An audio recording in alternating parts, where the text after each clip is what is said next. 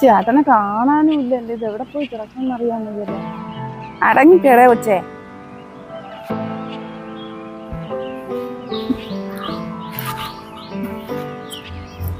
ഒരു സാധനത്തിൻ്റെ ഒരു കൊതി തോന്നിക്കഴിഞ്ഞാൽ ഈ ചേട്ടൻ എവിടെ പോയി കിടക്കണമെന്നു. ഒരു ചേട്ടൻ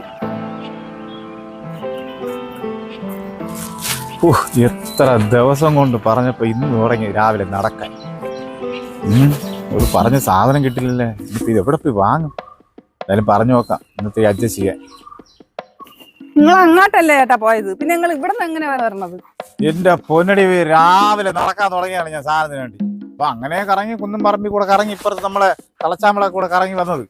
ഓരോടോ നീ പറഞ്ഞ സാധനം കിട്ടാനില്ല. എനിക്കതൊന്നുമല്ല, എനിക്കൊരു ആഗ്രഹമുണ്ട് ചേട്ടാ, അത് സാധിച്ചു തന്നേ പറ്റും. നീ ഗർഭിണിയായ അന്ന് മുതൽ നിന്റെ ആഗ്രഹത്തിന് വേണ്ടി ഞാൻ അങ്ങോട്ടും ഇങ്ങോട്ടൊക്കെ പോകണം നിനക്ക് അറിഞ്ഞൂടെ. പിന്നെ ഞാൻ സാധിച്ചു തരാമെന്ന് എന്തിനെങ്ങനെ ചോദിക്കുന്നത്? നിന്റെ അടുത്ത് ആര് പറഞ്ഞു ഈ തക്കാളിക്ക് പഴം തിന്നാൻ? കൊതിയുള്ള സാധനം ഇപ്പഴല്ലേ ചേട്ടാ തിന്നാൻ പറ്റും, പിന്നെ എപ്പ തിന്നാൻ? എടി, കൊതിയുള്ള എന്ത് വേണോ നീ കഴിച്ചോ. അതിനാണ് അവിടെ ആപ്പിൾ, ഓറഞ്ച്, മുന്തിരിങ്ങയൊക്കെ വാങ്ങിച്ചുകൊണ്ട് വെച്ചിരിക്കുന്നത്. ഈ തക്കാളിപ്പഴം തിന്നു കഴിഞ്ഞാൽ കല്ലിന്റെ അസുഖം ഉണ്ടാകും. നിനക്ക് കല്ലിന്റെ അസുഖം ഉണ്ടായാലും കുഴപ്പമില്ല, എന്റെ കൊച്ചിന് കല്ലിന്റെ അസുഖം ഈ കൊച്ചിലെ ഉണ്ടാവണം എനിക്കിഷ്ടം. എനിക്കൊരു ആഗ്രഹമുണ്ട്, ഒന്ന് നടത്തിത്താ ചേട്ടാ, പ്ലീസ് ചേട്ടാ. ഞാനല്ലേ ഇത്രയും നേരം ചേട്ടനെ നോക്കി നോക്കി ഇവിടെ നിന്നത്.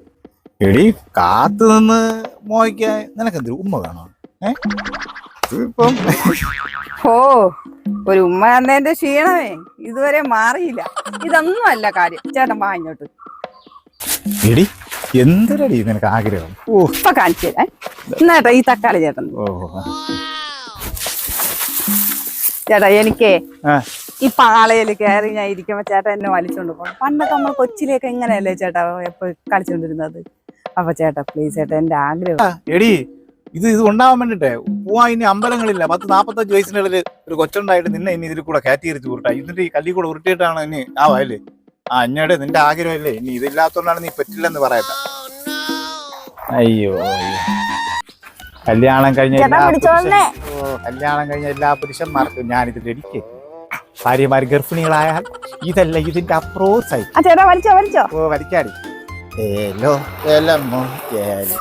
വലിയേട്ടാ സന്തോഷായി ചേട്ടാ.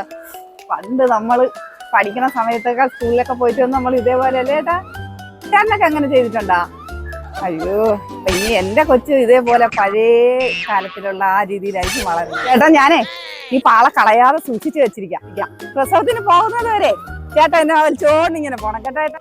ദൈവമേ, അപ്പോഴത്തേക്ക് ഞാൻ പോണെങ്കിൽ ഊപ്പാട് വരും. ഭഗവാനെ എവിടെ കർപ്പാണി അവന്റെ ആയിരുന്നു.